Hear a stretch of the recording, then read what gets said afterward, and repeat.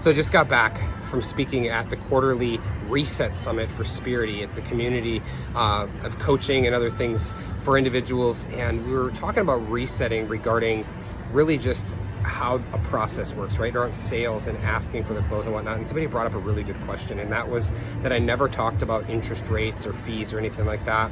And the reality is that we kind of got into this deep discussion around mortgage advisors versus loan officers, and what does that look like?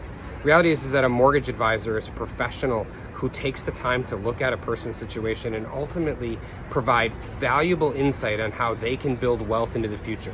You know, we talked a little bit about what does it look like to finance a car versus a credit card, you know, financing depreciating assets or maybe no assets at all in the case of a credit card, and the mindset that then often gets applied to financing real estate. It's so different, yet many people do it all the same. And the thing is that if we finance real estate the way that wealthy people do, we get more wealthy. If we finance our real estate the way that we might finance those depreciating assets, we don't get ahead nearly as much, even though we will get ahead because real estate tends to be something that appreciates year over year. There's a lot of data around that.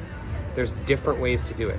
In other words, we can finance real estate differently and better, and I would love the opportunity to talk to you about that. I hope that stands out. Don't get stuck on doing what you think is right.